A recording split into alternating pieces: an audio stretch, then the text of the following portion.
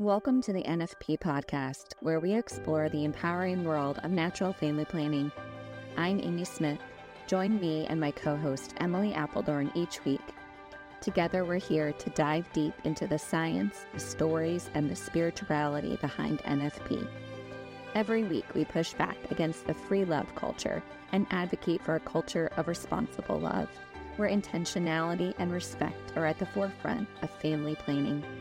Join us as we discuss everything from the practicalities of charting and fertility awareness to the profound impact NFP can have on relationships and communities.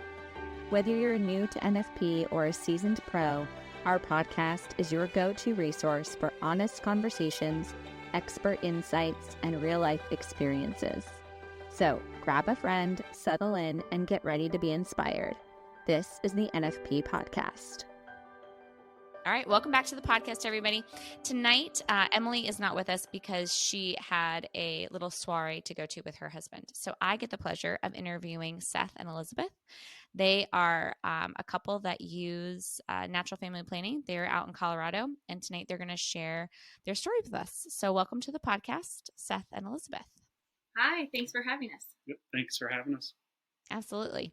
So let's jump in. Like I mentioned before we started recording, that I'd love to start, since I don't know, full disclosure, I don't know Seth and Elizabeth. This was a connection through someone that we both know.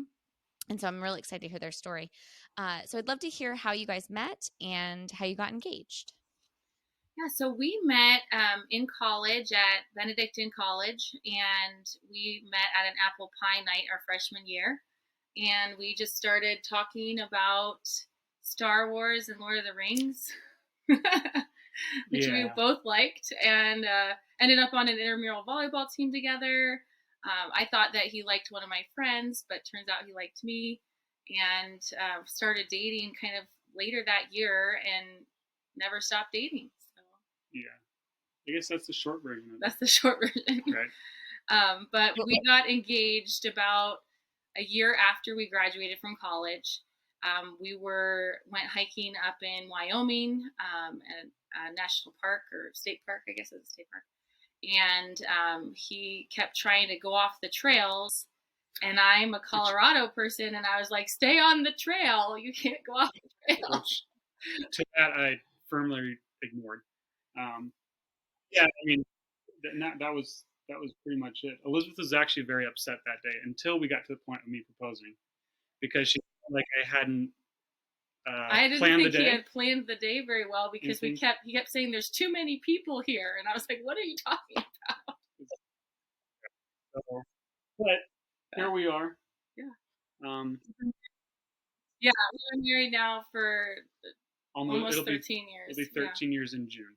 Yeah. Oh, that's awesome. Praise God. That's great. So there were some more details. So what were some of the more details from the dating? You guys dated from freshman year all the way through then? Yeah, we did. Well, so we're like really good friends. I feel like a lot of people would be like, were you really dating like that whole time? We were, but we were also just like becoming really good friends, which was an important, is an important piece of our foundation for our relationship. Yeah, I think we had a really good friend group around us and support system that helped us learn how to relate and grow in relationship with one another, while also being fully active in our friend group, and not kind of pairing off and disappearing or anything. So we really learned, like Elizabeth said, I think that's one thing we've talked about numerous times with some of our friends, is that we really, really became just great friends through dating, and then, you know, we, like I said, we had a great support system that helped us learn how to live out our faith, live out the dating life in a good, respectful way. Yeah, a lot of good mentorship and a lot of good friendships that really supported us through that. And then we did end up both studying abroad in Italy our junior year of college, and I had planned to do that. Seth hadn't planned to do that, but he wanted to study abroad somewhere, and as it turned out, it worked out best to go with the college, because the college has an exchange program, and I was kind of like, oh gosh, I was kind of like thinking I would go here by myself, but we did a really good job while we were there of like saying, hey, like if you want to go travel here, go ahead and travel here, and I will go somewhere else. Like we didn't feel like we had to be together, and we both had really great and different experiences in Italy at the same time. Yeah, I'd say that's really what characterized it. We had very, very different experiences. Because I would say a lot of people over there probably knew each other going over. I was kind of a rover. I just kind of pair up with groups depending on where they're going. If I wanted to go there, I do that. Yeah. But Elizabeth and I, like I said, we had a good friendship. So we said, look, this is we're going to have separate experiences, and that's fine. And I think that made it all the more enjoyable. So. It's amazing. Go ahead, Seth. I'm sorry. No, I think that's pretty much it. I mean, not it, but. Yeah. Well, 15 years, you said? You guys have been married now? Well, we've been married 13 years, but we've been together for 17 or 18, almost 18 years. It'll be 18 December. Yeah. Nice. That's great.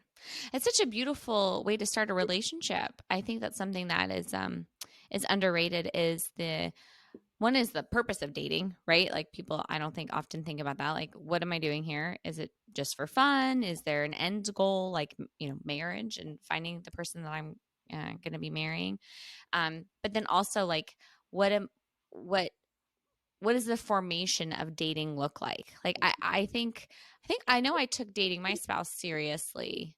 I didn't take dating people before him seriously, but I took dating my spouse, who ended up being my spouse, seriously, finally. And it was so different, to view dating as the marriage being the end of it, and if that's going to be the case with this person. But I love that you guys were able to do that in community and kind of be mentored through your dating time so that you could grow in friendship and getting to know one another. I bet that has made practicing NFP, which is really just practicing chastity in your marriage. Like, I would imagine somewhat easier, right? We don't have like an exact apples to apples comparison because we don't have Elizabeth and Seth not doing that. But we have a lot of other people that we could compare to that don't do that. And it just seems like, that would make, communicating all of the aspects of marriage, I feel like a lot smoother, easier, or just maybe more natural is the word I'm looking for, right? Because you've been practicing it. You've been doing it already before you even entered into marriage. Absolutely. We tell people a lot, well, then when we're teaching classes, because now we teach NFP, but we tell them like that we learned chastity, and then we kind of thought we didn't know that chastity is such a big part of marriage as well. And that kind of is something we have discovered through our marriage, but it's a beautiful piece because it brings you still to holiness and everything. But it's something that we were able to practice and were supported in through our dating relationship. We were very purposeful. Like, we weren't going to be continuing to date if we didn't think that marriage was something that we were going to do. And then, and so we kept, discerning that all the time, and really did learn that really well, and learned chastity to be able to apply that now. And we learn how to grow, say, like grow in intimacy in as much as you can, without the physical part. So one of the stories that we like to tell a lot is, especially in grad school, and we'd kind of done a little bit of this in undergrad, but we'd play like games, as like I said, with a lot of our friends or something like that. But in grad school, there's someone else who introduced us to like board games and little things like that where we learn that there's things that we could enjoy together. I think board games were something. There's things such as like baking or climbing, where there are things that we learned to grow together while abstaining or practicing chastity that were really our own experience together because they hadn't been taken up prior to that. Yeah. We didn't have these weren't our hobbies before we started doing that together. So I think that was something that was, or it's continued to help us is growing together in those alternative ways or forms of intimacy. Mm-hmm. Yeah, that's so beautiful. That's so beautiful. So did you guys have, growing up, I guess, did you have an experience in your homes of, of chastity, of the church's teaching on human sexuality? Was that something you got exposed to when you were in college? Obviously you were exposed to it while you were dating. And then when did you start like the NFP practice? Was it when you were engaged? Was it after you got married? Kind of give us a little bit of background for both of you, your childhood and then moving forward. Sure. So I was raised like very much like in the purity culture, which we do think is a positive thing. I don't want to sound like negative about it, but the purity culture is very much like you just wait, okay? And like, we don't need to think much more about that, right? And so it was a good thing. Like my parents were very much like they brought me a purity ring, and we, learned all about, I learned all about that with them. And my dad was very good about, introducing that stuff, and then, helping me with modesty and teaching me about how to be modest and chaste. And then in college, so I was very dedicated to that. And I felt that there was a real strong pull for me to continue to live that way. I felt like it was the right thing to do in my relationship with God and everything. Got to college, and I ended up majoring in biochemistry and minoring in theology. And I learned a lot about, starting then, really about the church's teaching on human sexuality. And my senior year, I even was able to take like a little elective about theology of the body and NFP, and just really loved it because I learned all the science and I learned how amazing our bodies work. Then I also got to learn about why the church teaches that, and it just all kind of made sense together. And then, like becoming, like starting to date Seth and everything, we just felt really called to, remain that way, and based on kind of our upbringing, I guess. Yeah, I mean, well, to give a little background about myself, very similar to Elizabeth, also a cradle Catholic. Probably not as, I guess, maybe like the overt or upfront conversations about purity and chastity, but that was, I think I saw my parents at least model that. I can see that now looking back, and just how they approached family life, what they allow us to see on TV or movies, things like that. But also, I think going into college, I had no idea about NFP. To be honest, like I think like Elizabeth said, she enjoyed learning about it in electives. I never would have taken another elective. Like I'm not taking extra time if I don't have to for that. And like we always say, I honestly, like when we got engaged and when we entered into when we had to enter our NFP course, I really didn't understand how it was any different than contraceptive at that point. Now we were both committed to it. I think I got to the point where I trusted that the church was right, even if I didn't understand it, or I trusted that people were wiser than me somehow, but I didn't fully understand. And then that class was really kind of eye opening and actually taking time to sit down and learn about it. Yeah, we did. We took the class, as you said, when we were engaged and as part of our marriage prep, basically. And I just thought it was amazing. And again, like we felt like, okay, this is really important. We loved the biological, the natural aspect of it. And also we really strongly felt convicted that being open to life and being open to each other is the true way. So, yeah. What method were you guys introduced to during your pre-Cana time? Yeah. So Sympto-Thermal Method through the couple to couple week. Yeah. Okay. So you guys started using that during your engaged time. Was it one of those things where Elizabeth, you did kind of the tracking and Seth would do the charting, or how did they have it set up during engagement? So actually, while we were engaged, I was living about an hour and a half away from where Elizabeth was at that time. Okay. So we typically talk. So a lot of times when I talk, it was more of just me reminding her. She took care of all at that point. She took care of all the charting, but we were at least having the conversation. Right. So at least it was up front, and we're continuing to converse about it. But I wasn't seeing that, so I probably really didn't get to know it in a deeper level until the first 6 months or so of marriage. Mm-hmm. So you guys were familiar, right? Like starting, Elizabeth was charting during the engaged time. You get married, and then how does it look after that? Yeah, so we were charting, and we thought, okay, so at this point I should explain Seth was in grad school and I was a teacher. And we just had strongly discerned at that time that it was not possible for us to get pregnant right away. And so we just went ahead and started to use NFP to avoid pregnancy. Seth, again, he was becoming really familiar with it. He had like the chart book on his side of the bed and like the rules just to make sure that we were following it.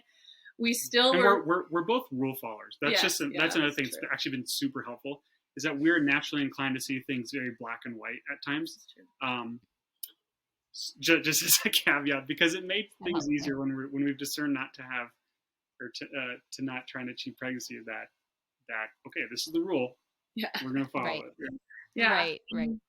And so we were still convinced, though, that we got pregnant on our honeymoon. Super convinced. We were like, no way that this worked. That's and so funny. now knowing that and knowing kind of everything we know now, it's like, okay, there was really very low chance of anything. But like the first month, still like, I don't know. It's just so it took a little bit of time to trust it and to see like how it's going to work and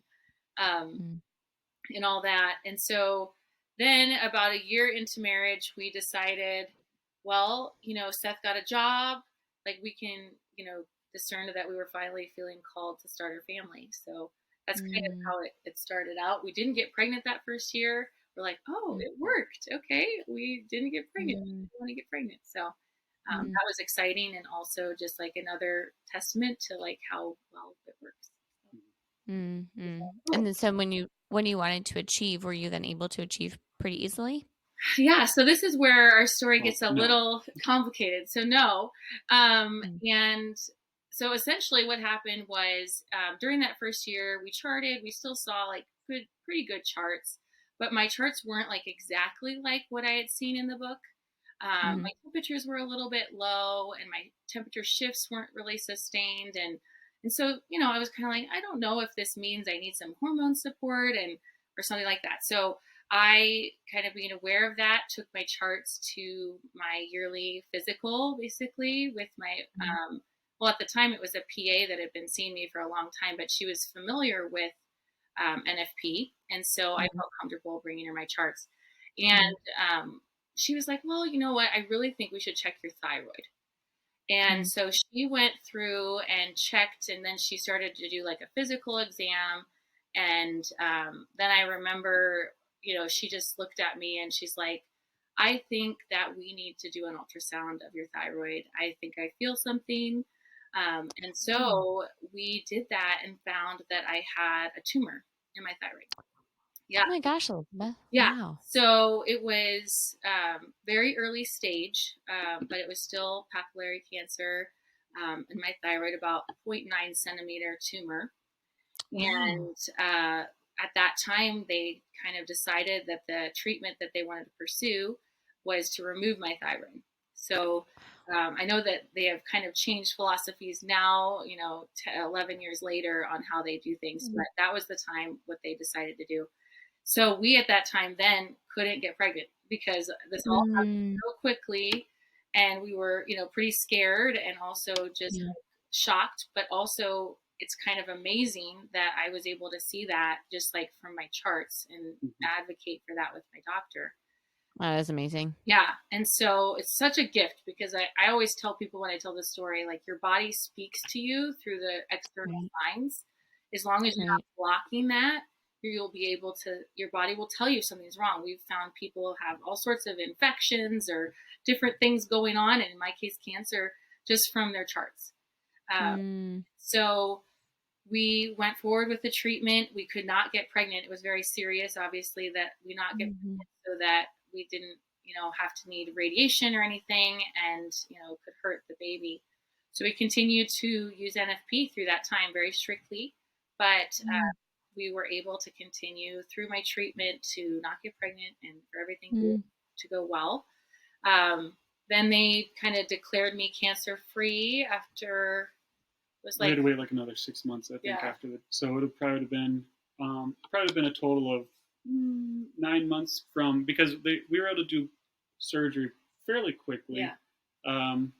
So it was probably about 9 or 10 months from when we found out to saying, okay, we think you're good. Yeah. So, yeah. And now just like the amazing end of the story is that I have been 10 years cancer free, or actually 11 years. And it's a very much like can't come back because of the way thyroid cancer is. Because they removed my thyroid. So there's nowhere else for that to grow. That's good. Yeah. So it was a blessing and everything, but it was a lot. And then we decided to go forward with trying to get pregnant again. And I'm now on complete thyroid replacement. And so that took a little while to balance out my hormones, because the thyroid is a very important part of your monthly cycle, and does not, like without it in the right way, then your cycle isn't balanced and the hormones can't work together and everything. So a lot of people kind of know like the main hormones are progesterone, estrogen, and all that, but thyroid hormone is also very important. So that took a little while. And so we didn't get pregnant right away. It was like probably about 6 months down the road, we realized, we learned that if you know your timing and your charting and all the things, you should kind of maybe see a doctor after trying for 6 months or 6 months to a year. But we didn't feel like things were completely right because, again, of my thyroid replacement, the surgery, and the cancer and everything. So we went to try to see a doctor sooner. And we did get into a non-NFP infertility specialist or OBGYN, and they did some ultrasounds. They tried to run some tests, but they didn't run any blood work.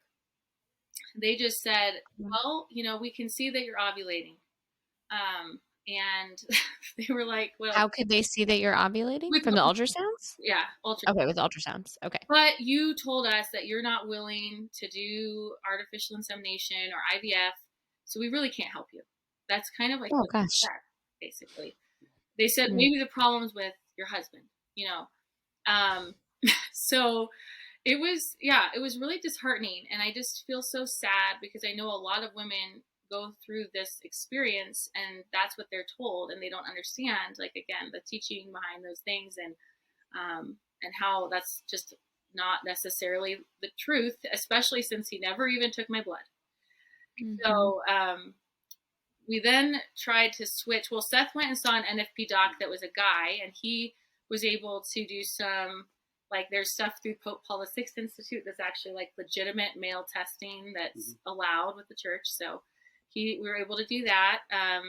And then I was also— And can I pause you for a second, Elizabeth? Sorry, I just want to say, let's just clarify that for people that are listening that might not know what we mean by that. So the church believes that in order for men and women to climax, that has to take place during the active intercourse, a complete active intercourse. So we say, and we've talked about this on the podcast before, but penetration. So masturbation is not acceptable. Most of the time when people are doing infertility to examine sperm counts, etc., men are told to kind of go into the bathroom and masturbate into a cup so that they can get semen. And we don't want to, bash the mainstream medical community. I think, to them, they're like, well, how else are we supposed to do this? But the Pope Paul VI Institute has come out with a way that Catholic couples can still answer that question, or doctors who want to respect the marital act and the dignity of the individual have found that, well, what they can do is we can use something that is, there's a perforated condom. So it's a condom that has holes in it, and you can use that during an active intercourse. So you still are respecting the marital act as well as the husband and the wife and their dignity by having a complete active intercourse. And there is some semen that is left in the condom, and that semen can then be tested. And so it's a way to find the answer to our question and at the same time respect kind of God's design. So yay to the scientists who thought of that and allowed us to kind of move forward. So just wanted to clarify that because we hadn't gone into too much detail with what that means. So go ahead, Elizabeth. Okay.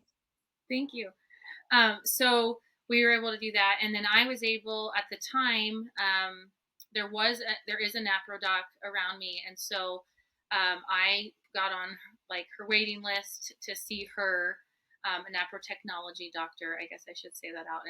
You probably have talked about it on the podcast before, but So she had kind of a waiting list, and then she also wanted me to learn the Creighton method of NFP, so that they could do some more specific testing. And so at that time, we went ahead and started learning Creighton and got in to see the doctor.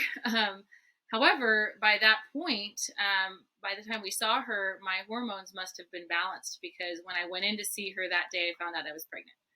So, Ah, that's so cool, so Elizabeth. it was really Aw. cool and a blessing. And it just took like almost over a year in the end of all this timing and everything, which isn't very long, but it felt long. Whenever you're trying to get pregnant and you're not getting pregnant, you're wondering what's going on. Yeah, it feels like an eternity. We've learned, yeah, it feels like forever. Especially, I think what we used to talk about, and we're still mentioning, it seems like everyone else can get pregnant around you. Yes. Yeah. when you're trying and you're not achieving pregnancy. Yes. But yeah. Yep. Yeah, everyone's pregnant and you're never pregnant and you'll never be pregnant. Yeah. It's so interesting how, you can go from like, okay, we're going to avoid. And then, okay, we'll achieve. And how it feels like almost overnight you go from like, we're fine not having a baby to I want a baby yesterday, Yeah. It's just, again, our human condition, maybe, I'm not sure, but yeah, because I noticed that in myself too. Like, it's, yeah, we're okay right now. It's like, okay, now I want a baby. Like, I want a baby now, like right now. I want to have a baby.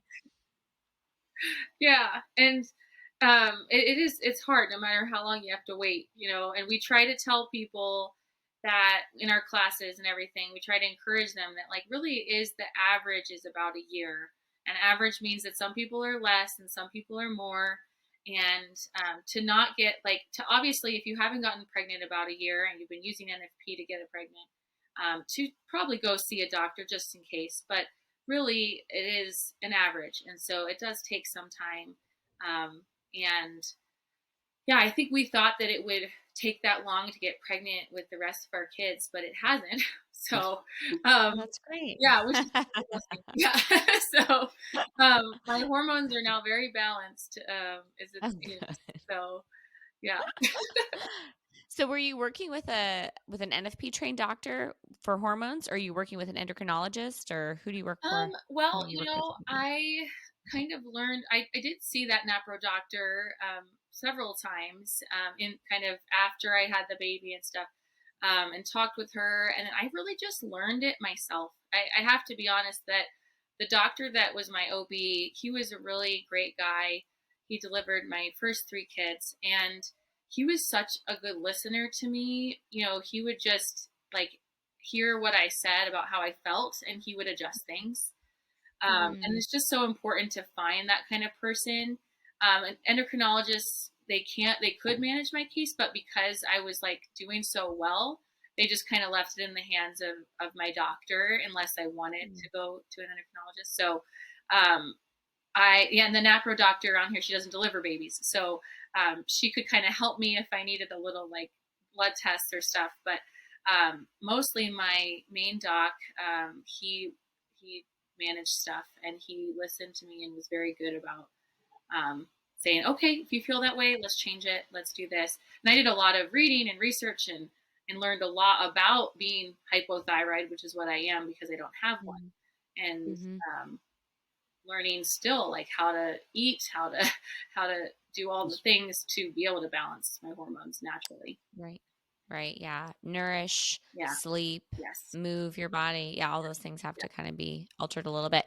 I think, Elizabeth, you're also bringing something to my mind about just the medical community. We talk a lot about medical professionals on this podcast, and how the mainstream medical community is not trained a lot in the women's cycle and addressing underlying causes of infertility.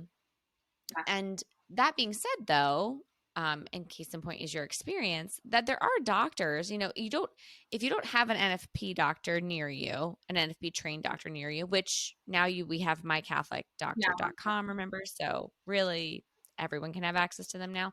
But for whatever reason, if it just, never comes upon you as like an option, you can still work with, there are great doctors out there still that, do the best that they can, have good knowledge, they did graduate from medical school, like they can help. And it's also helpful though, if you can go to them and they're willing to partner with you, listen to you, have a conversation with you, kind of not be like the white coat dictator, but more like a team member in your healthcare. And if you're knowledgeable about your body and what you need to, that helps, I think, facilitate that patient doctor relationship. So, gosh, that's excellent. So how many kids do you guys have now? So we have 4. Yeah. 4. How lovely. What are their ages? They are 9, 7, 5, and 3. 9, 7, 5, and 3. Very nice. Okay. And when did you guys start teaching couple to couple league? Because you teach it now, right? We were trying to figure this out today because we keep saying, referencing the wrong year. Yeah, so, I think it's been about funny. 10 years. It's like it's getting to the point where we're like, oh yeah, it's probably been about 10 because our daughter is almost 10, and we taught before she was born, finished our training and stuff. So and because I remember what's weird in my head is I know we started our training and stopped for the better part of a year because of my cancer. Yeah, and then okay. Yeah. I didn't even realize that's how it was. But then we picked up and finished it real quick. And then started teaching. So it's probably been about 10 years now or so. Mm-hmm. And what made you guys want to start teaching that? Yeah, I was going to say we immediately, I mean, I was so attracted to the science and everything. I think kind of initially we just were needed something to give to the church. I know this sounds kind of funny, but we didn't have a lot of money, and we were like, well, we can give our time. I think it was a combination not only of that, but also we did take a one-day. We took what we thought was a poor representation of actually marriage prep. Like a marriage prep class. We had to do a one day thing, and we just felt that was not well done because we had read Cassie Kanubi. And so we then went really to our pastor kind of almost right away and said, we want to be a part of making this better. And it wasn't, we actually didn't go at that church. We had gone to a diocese retreat. But we were we just want to be involved in this because we feel really passionate that this part of marriage is important, the preparation part. And so we got kind of involved right away with marriage ministry. Pretty quickly. Yeah. And even when we were getting into marriage ministry, they basically, the marriage prep team at our local parishes, they basically just kind of forced us into they're like, we're just going to create a talk for you guys because we see that you want to be part of this, even though they didn't really have a role for us. Yeah. So we did a newlywed talk, which I think that probably was helpful. I think it was helpful. Yeah. There was also plenty of people who were older than us by a handful of years who you could see glaze over, but it was a learning experience nonetheless. And so with that, we kind of honed in and realized that NFP was something we were good at and that we understood. We talked about kind of being black and white and rule followers. And we're like, we can teach this. It fits with what we wanted. We wanted to be involved with something of that. So. Yeah. And so pretty just kind of there were 2 NFP couples around here that were kind of near the end, ready to retire from teaching NFP. And they were like, you guys would be great. You should just kind of jump in. And now, here we are. We got trained and started teaching and everything. So. Gosh, that's so awesome. Mm-hmm. So I'd love to hear, I think we've had most of our conversation has kind of been on the nuts and bolts, right? Mm-hmm. Charting and following the rules, etc. What has been your experience married with the demand of chastity, right? And the need to abstain. I mean, maybe just being rule followers, it's not that hard, but have you guys had any moments of friction during your use of NFP and what does that look like? And have you guys walked through that? Or have you just not been nope, this is the rule, we're following it and move on? No, I think it's absolutely been difficult. We can follow the rules, but that doesn't mean that it's easy to follow the rules.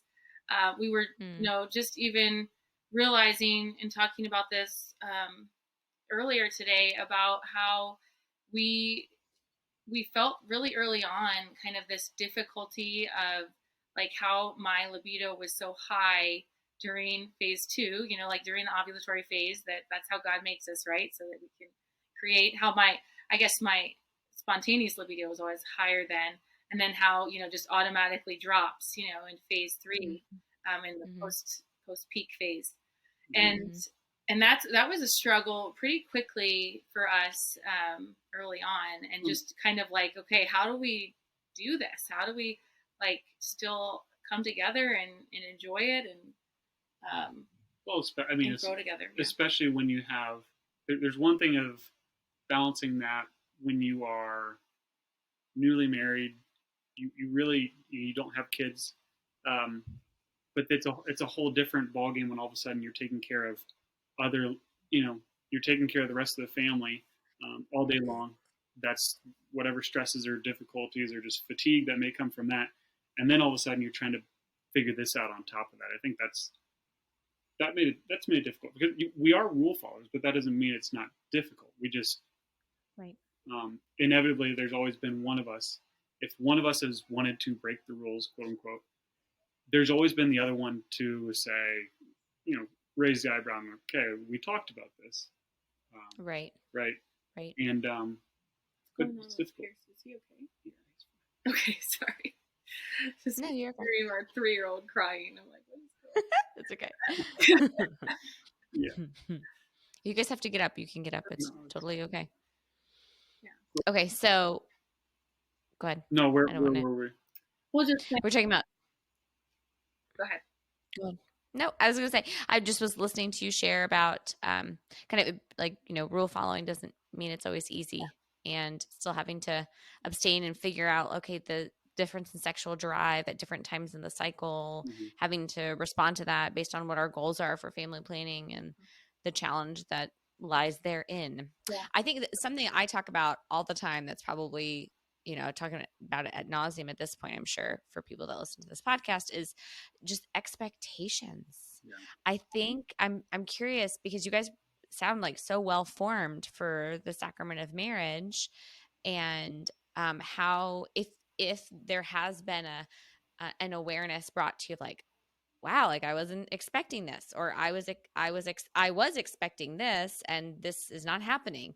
So if you've noticed any kind of misalignment, I guess, with your expectations and then the reality of what life is actually like, being married, to Seth's point, like with children around, with daily responsibilities, with just, life, like what the boots on the ground part of it, it's like, wow, yeah, this wasn't what I imagined things were going to be, or how I imagined things were going to be. And I think people take that,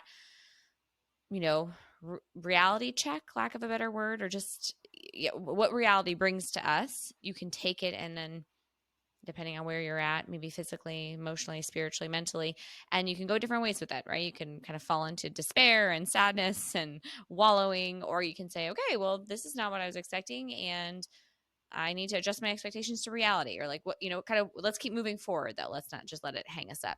Mm-hmm. Do you want to? I think we've noticed that, there's a definite expectation, like just based on like secular culture in general, of what married life should be like, what sex should be like, and all that. And so I think that was a first, expectation that we kind of had to like overcome, just kind of coming from like where we were like, all right, we are going to be chaste. We're going to wait till we're married. And then all of a sudden it was like, all right, now we got to turn this on. And that was like a little bit of a jolt for us. We're like, wait, we don't know what we're doing. We don't know how to do this, how to be okay with this. Is this okay? We had the one book, we had a holy sex book, and that was about it. We just kind of had this one resource, and we weren't sure, what to do. And I think our expectations at first were that it would just be so easy and kind of come together really easily, but it didn't. It's taken time and work and communication, and I think that's one we joke about it now a lot, is the more the like the secular expectations are what it's actually how I guess that's probably where it is, how easy it is to transition from you're enjoying an evening together to actually to the marital embrace. I think media or culture what makes it just it's just seamless transition. There's no effort. It's all physical, and that's one of the biggest things is how much emotional and psychological, like just a lot of energy, spiritual energy that goes into it all, right? Right. And that takes time. And I think that was, like Elizabeth said, that was a big wake up call. I think because it goes. I guess if I'd wrap it all up, I'd say it requires so much more energy to continue to grow your marriage than what I anticipated. I thought it was very easily just kind of coast. Right. A lot of things in marriage, it's not just coast. We should be trying to improve. Right. And I think another expectations that we had, like we talked a little bit about like how long it took to get pregnant with our first child, and then from there we thought this would happen again, and so once we were like discerned that it was time to like try to have another kid, we thought it's going to be like a year, and then it was just a couple months, and then we thought the third time we thought, I had felt this call like a lot sooner than Seth, and we had just been praying together each month about it, and finally Seth was like, okay, I feel like God is saying we should try for another baby, but let's only like just try a little bit. Like, let's just go like a couple days into phase 2 and that'll be good. Right. And then we'll just try on the margins. Yeah, try on the margins and we'll see what God's saying. We'll dabble. And we got pregnant with our third child, trying in the margins the first time, Yeah. And we're like, all right, God wanted her, she's a funky little redhead, and cute. It's just funny, like how that is, like those expectations around that. And then we thought like, oh, it'll be so much fun. In the end, we didn't get to have like as much fun trying to get pregnant because, it was pretty quick. Yeah, but I think actually something you said there reminded me. One of the other things. So I'm from I'm from a family of sorry, you hear my kids. So I'm one of 7 kids, and then Elizabeth is one of 4, and I think we just kind of came into it. I know I did, is that you get pregnant easily, and I'll be honest, I looked around times at church, both as a kid and even older, thinking, why do you only have 2 kids, right? And I think it really started to hit home when we were in the middle of that first, trying to get pregnant with our first, where all of a sudden I realized it may not be right it may not be easy for everyone to have children. It really didn't click. And then and I'd say the third one, because our discernment was just a really long time between us and how we were actually at different points, was that I think that's where it really set in that families, we don't know what other people are thinking. We don't know their personalities. We don't know what they're dealing with, and their discernment is their own, and that's not for us. So I think that's one thing coming into marriage, the expectation that we should just have a big family, kind of just to a certain degree, without question. And I think I've come to realize a lot more that our discernment is between us and God, and that's not an easy thing at times. And there's times where things are out of our control, and that would be one of the big experiences that it took us going through things to actually start to see that, even though I probably should have picked it up somewhere. That reality that family sizes are going to be different, that God has a different plan for everybody. Right. Yeah. I mean, I think that's one of the most powerful things about getting married, having a sacramental marriage in the church, because, we don't get to write our wedding vows. If we want to be married in the church gives us our wedding vows, and it says, here's what marriage means. And I could describe it as it being like you show up and there's a blank sheet of paper, and you're just supposed to sign it. Yeah. But you don't know what's on there. Yeah. Like, well, what's the plan? Like, we say we're open to these little people. How many little people are you going to give us? Like, when are they going to come about? You're like, what does all this look like? And you don't know. And I feel like, there's that expression, like, love is blind. And I think love is only truly blind when you get married in the Catholic Church. Because you're saying, I love you, God. I love this person. Oh my gosh, like kind of like covering your eyes, like what are we getting into? It takes a great amount of trust. And I think to your point too, Seth, is like not comparison, right? Like God has a plan for everybody. In fact, when I met people who have a lot of kids, like we're saying upwards of 10 kids, those women, I would imagine it would be so easy. Maybe this just speaks to the state of my heart. I would imagine if I had that many kids, it'd be so easy for me to look at a family that had 2 kids and just be thinking all the bad things, and I've never met a mother of many children, because when we were struggling with infertility, and we just had 1, and now we have 3, which the world is like, oh my gosh, you're so busy. I'm like, no, this is like nothing. We have 3 kids. This is like, I'm way below average here. So anyway, but when you meet mothers, when I was friends with these mothers, it's just so heartwarming, because I feel like they really get it. Like they just have been so, one of my friends, what did she say? Like kind of beaten, like the self has just been beaten out of you, which is, sounds bad, but she always means it in a good way. Like my self just had to be taken out of me, and it was through having many children. And now I just feel that very aware, that like God has a different plan for everybody. So it's important to acknowledge that. I think it's also important to acknowledge like most Catholic couples are contracepting, because we just know that from, research, and people just say it. So, yes. So family sizes are going to be different for everybody, even without birth control, because God has a different plan for everybody.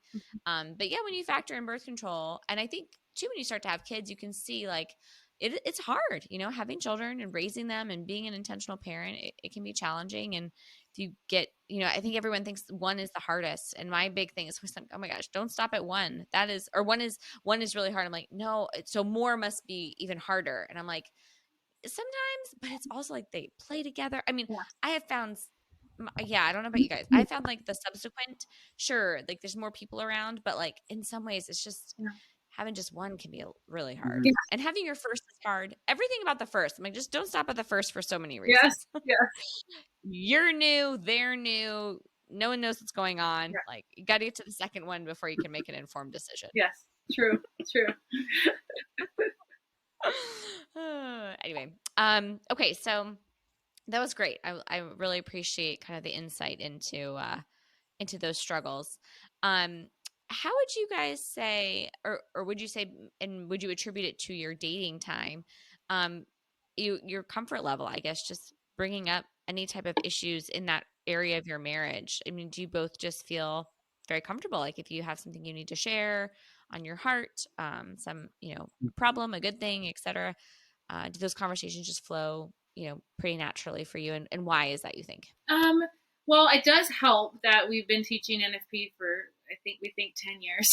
So we have had these conversations and spoken in front of countless couples, way out of our comfort zone. And now I just tell people there's no such thing as TMI. I'm getting texts on my charts all the time, So in some ways these kind of conversations are very present to us and common, and have been, easier, but we still have had our struggles of conversations. And just because it's so intimate, it's so personal in some ways, you just sometimes don't, see eye to eye, or you don't feel like you can communicate it the best way. And then you might upset the other person or offend them with how you're saying it.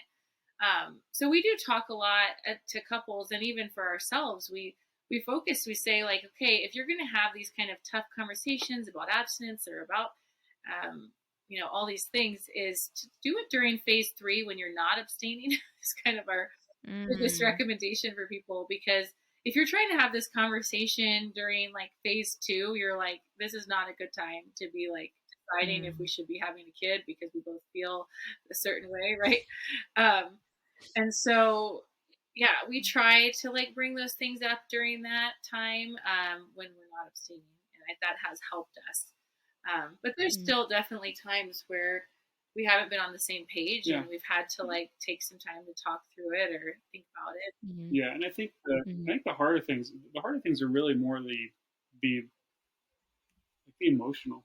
Like we talked about expectations, so things like that. Whereas the discernment, honestly, like thinking, discussing with one another where we feel like we're being called to with our family. That's fairly easy. I think it's those other things that all the other stuff that goes into it that are a little difficult. I think, but like talking to other people, like Elizabeth said, we're very we're at ease talking with these or about these things with other people. I think it's the things that you're not talking to them about, that you're not part of their conversation, they're not part of ours. It's the emotional stuff. That can be difficult, and we're still growing, so I think we still. It's fun. It's ironic, isn't it, that the family planning aspect of NFP is not the harder part. That's not the harder conversation, right? Like, should we have another baby or not have another baby? It's the stuff. It's all the stuff on the periphery that, that can be a little bit more taxing, just challenging. I don't know, and at the same time deepening, right? And like in our relationship to have this, I think of that all the time now being married. I'm like, gosh, Lord, you don't hold back like any punches here, like you really kind of like throw these people into it together and be like, all right, you guys, not in a bad way, but like kind of figure it out, like throws you into the deep end and like, you two got this. I trust it. I'm not going to leave you, right? I'm here, but there's some beauty to come out of this struggle and the mess and the misunderstanding, like there can be something beautiful in all of that. So anyway, okay.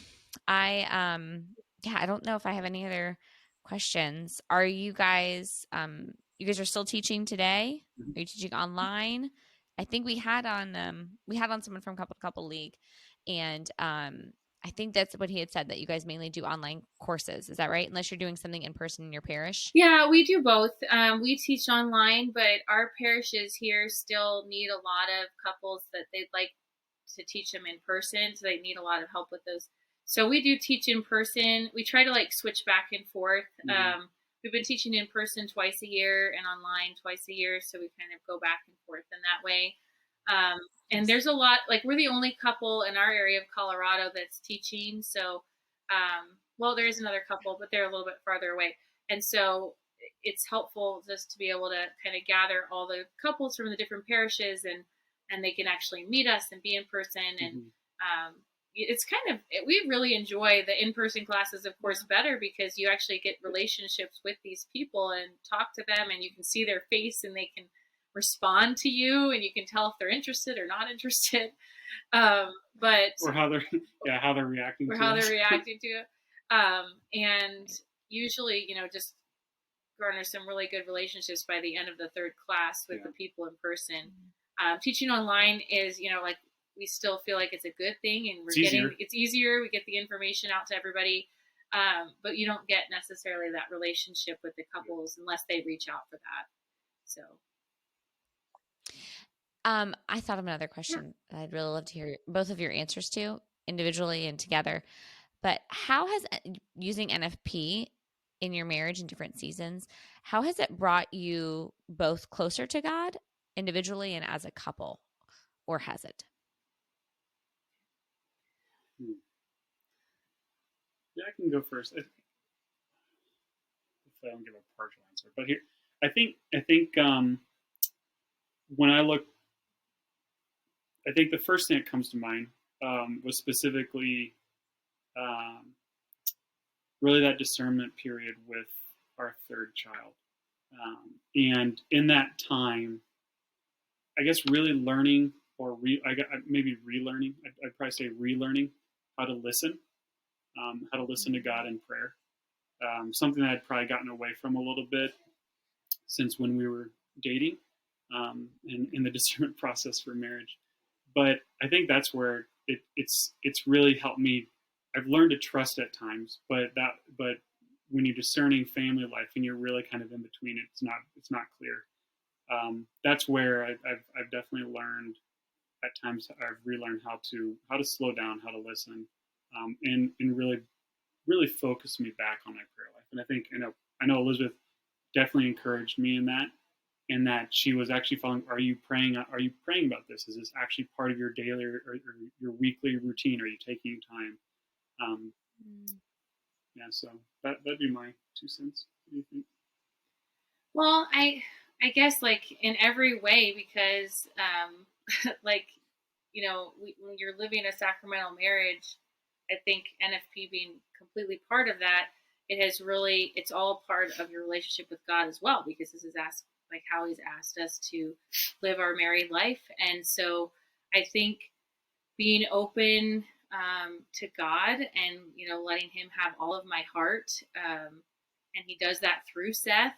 And with Seth, he, holds my heart. And so I think that has drawn me closer to him, knowing how God loves me through my family. And obviously prayer and discernment are always, a piece as well, where it's just constant, asking the Lord if this is what he wants. And obviously being a mom and staying home with my kids now, I'm constantly being asked to give up my selfishness, like that one mom was saying, you said, and I'm being sanctified through, like, it's difficult being the mom of multiple children.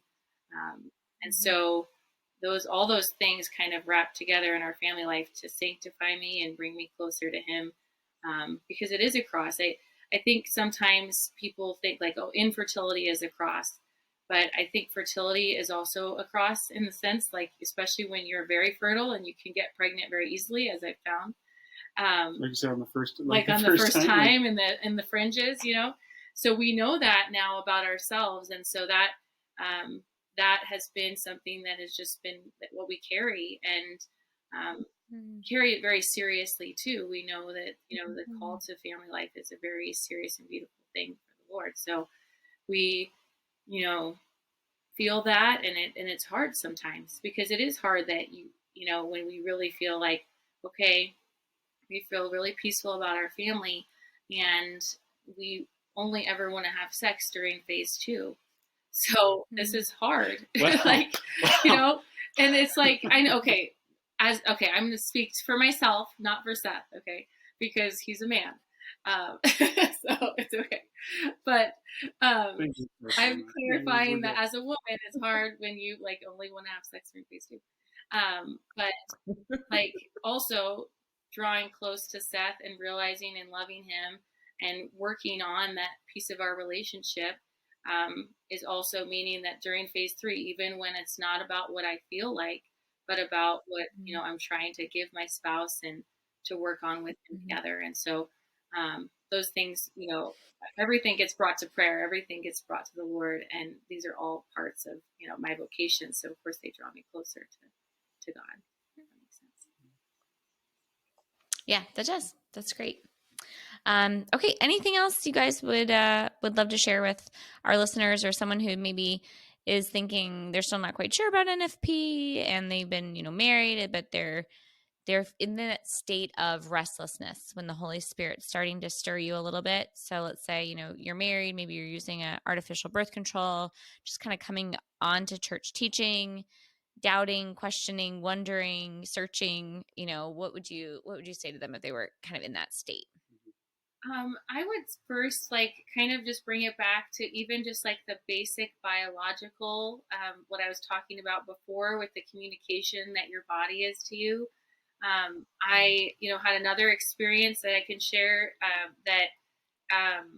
when I don't even remember which child this was, but this was with that same doctor that listened to me really well.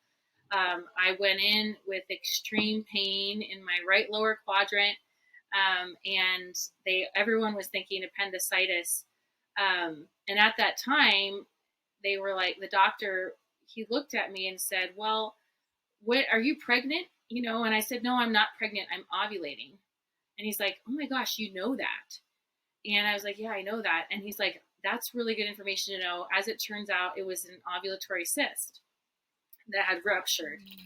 And he's like, you really knew that. You really knew that you were ovulating. And he was like, that actually made a difference in my care and understanding, because they weren't, sure what was going on. at the time. And so he was just like, wow, you really knew that. You really knew that about your body. And we see that even with couples in our classes who were like coming in like, is this normal? Is this normal that I'm bleeding for 15 days?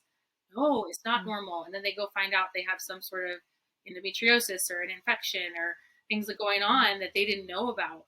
And they're like, wow, you could tell that from my chart, you know? And so I think that, first of all, just like the biological, the physical communication system is amazing in that way, because you don't want to block that, because your body's going to like help you figure out what's going on with those things. So that for me is like a first push over the edge, is just, well, beyond even just the side effects of contraceptives, which I'm sure you guys have talked about on your podcast, but it's just that your body communicates so well to you. And then also, like, I just think we just have grown so much closer. We've talked to couples who are contracepting and then have like not contracepted. That wasn't our journey, but in their experiences, they're just like, it's so much better when everything's, you know, without contraceptives, that everything's better. And there's no like shame and wounding and of each other, using of each other, when it's just open to life in that way. And so you grow together and love everything. Yeah. I think the thing I'd add in there, or one thing that I mentioned, especially to couples, that we do mentorship for the engaged couples as well in our parish. And this applies to NFP as well, but you mentioned, if anyone's kind of, maybe their conscience is being ticked, or they're just first learning about this stuff. We always challenge them to make sure you don't stop researching or don't stop learning. I think that's the beautiful thing about our faith and about one another, is that I'll never I'm always learning about Elizabeth, and when it comes to faith, I'm always learning about that. And the great part is I've had a huge part of my my growth in my faith has been with Elizabeth at my side. And I always challenge them, because we see a lot of couples who are, they are contracepting, but all of a sudden they're kind of like, oh, well, maybe I shouldn't be. And I think our message sometimes to them is, you're doing yourself a disservice if all of a sudden you just put this aside. Like, you should be seeing it through and researching and understand and get an answer to your questions, because there are a lot of answers out there. You might have to put in the work. You might have to talk with the right person. So that's what I think that's one thing I always encourage is to continue to seek those answers out, if that's for your health. If you haven't already noticed, Elizabeth will research and research and research those things. And we always say, just do that for yourself, because you'll benefit yourself there. Yeah, that's great. Great tips. So, all right, guys. Thank you so much for being here with us, Elizabeth and Seth. I really appreciate your time, and your children. Please tell them thank you for being patient, so we could have you to share your story. It's so beautiful, and we'll be praying for you. And please pray for Emily and I as we're also journeying along in marriage, trying to use NFP to grow closer to God and to each other. So, all right, that's all we have for this episode. Thanks again so much for joining us, guys. That wraps up another episode of the NFP Podcast. Thank you so much for joining us today. We hope you found our discussion enlightening and empowering. Don't forget to subscribe so you never miss an episode. We'd love to hear from you. Please connect with us by sending us an email with your questions and stories to thenfpshow@gmail.com. We'll be back next week with more insights, tips, and heartfelt conversations about natural family planning. Until then, love responsibly.